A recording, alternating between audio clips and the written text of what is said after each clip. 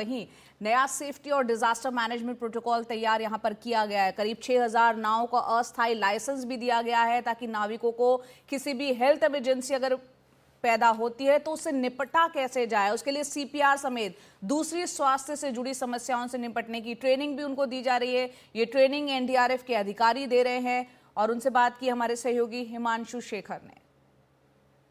प्रयागराज में महाकुंभ के दौरान जो करोड़ों श्रद्धालु यहाँ पर पहुँचेंगे, तीर्थयात्री पहुँचेंगे, अगर आप बोट से सवारी करना चाहते हैं तो उसके लिए एक एसओपी यहाँ पर तैयार किया है जल पुलिस ने। मेरे साथ रजनीश कुमार हैं, एसीपी जल पुलिस। जो आम तीर्थयात्री आएंगे उनके लिए आपका क्या संदेश है, किस तरह की तैयारी उनको करनी होगी अगर वो इस तरह बोटिंग करना चाहते हैं? देखिए, आप यहाँ पर कुंभ में जब भी आएँ, अपनी श्रद्धा के लिए आप यहाँ पे आ रहे हैं स्नान करने, तो मेरा आपसे अनुरोध है कि अपनी सुरक्षा का ख्याल जरूर करें। देखिए, उस दिन भीड़ बहुत होगी, पीक डेज पे बहुत भीड़ होगी और बहुत सारा रश होगा। इनफैक्ट वाटर में भी तरह तरह के चैलेंजेस हैं। तो मैं चाहूँगा कि हमारे जो नाविक हैं वो तो हम उन्हें बता ही रहे हैं, उनको इन्फॉर्म कर रहे हैं। स्ट्रक्चरली हम सारी नावों को चेक करा रहे हैं, टेस्टिंग एजेंसीज काम कर रही हैं कि कोई भी स्ट्रक्चरली डैमेज नाव वाटर के अंदर ना हो। लेकिन जो व्यक्ति है, ये जिम्मेदारी दोनों पक्षों की है, हमारी भी है जो एजेंसी जिनको काम करना है, और जो व्यक्ति जिसकी सुरक्षा के लिए हम प्रयास कर रहे हैं श्रद्धालु, उसकी भी एक जिम्मेदारी है कि वो जब आए तो ज़रूर अपनी सेफ्टी मेजर्स को ले। जैसे आप हमें देख रहे हैं, हम थोड़े बहुत ट्रेंड है, हम इस वाटर में सस्टेन कर सकते हैं, फिर भी हमने ये जैकेट लगा रखी है कि यदि किसी को मदद करने की भी आवश्यकता होगी तो हमें एक सपोर्ट मिल जाएगा। इसी तरह से यदि हम सभी श्रद्धालु सोचें कि हमें खुद को सेफ रखना है और किसी पर डिपेंड नहीं होना है, तो प्लीज़ लाइफ जैकेट के साथ यात्रा करें, ये मेरा आपको अनुरोध है। और नाविकों की ट्रेनिंग भी आपने की है, जिसमें मैं देख रहा था कि अगर कोई व्यक्ति बोटिंग कर रहा है, बीमार हो जाता है, तो क्या एसओपी है, वो अपने स्तर पे कैसे सुरक्षित देखिए, जो फर्स्ट रिस्पॉन्डर है वो नाव पे नाविक ही है। जल के अंदर जब तक आपको रिस्पॉन्ड करने का मौका मिलेगा, वो कम से कम 25 से 30 सेकंड का जो समय होता है वो बहुत क्रूशियल होता है उस व्यक्ति के लिए जो खतरे में है। ऐसे समय पर नाविक ही वो पहला व्यक्ति है जो रिस्पॉन्ड करेगा। तो हमने उनको अपने जो है रेस्क्यू सिस्टम का एक अभिन्न अंग बनाने के लिए हम उनका प्रयास कर रहे हैं, उनको जागरूक कर रहे हैं। पहले तो इस बारे में जागरूक कर रहे हैं कि वो सभी सेफ्टी मेजर्स के साथ ही यात्रियों को लें ये नाव पर।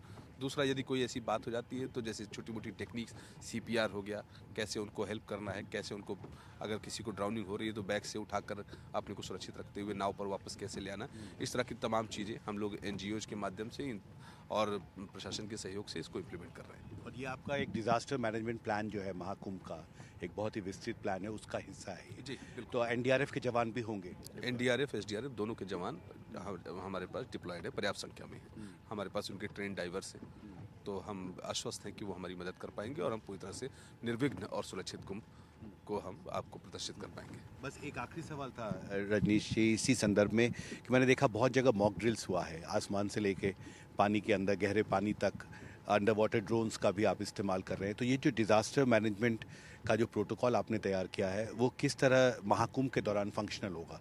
देखिए, हर पॉइंट को हम जो भी हमारे सेक्टर्स हैं उस सेक्टर वाइज टीम डिप्लॉयड है।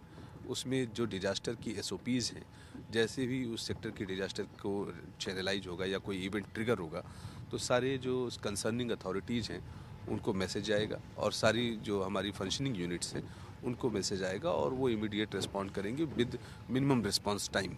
इसमें आपने अभी कई सारी प्रैक्टिसेस हमें स्टेट डिजास्टर मैनेजमेंट अथॉरिटी के तत्वाधान में हम लोगों ने की हैं।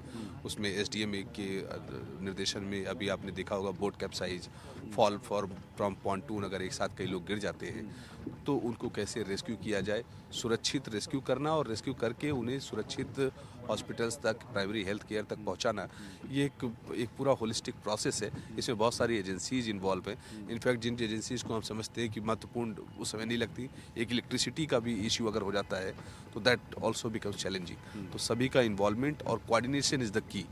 तो हम लोग इस पे ध्यान दे रहे हैं कि किसी प्रकार की कोऑर्डिनेशन में लैक ना हो, इसलिए हम लोगों ने पहले से रिहर्सल और प्रैक्टिसेस कर रहे हैं और अपने आप को सक्षम बनाने के प्रयास कर रहे हैं।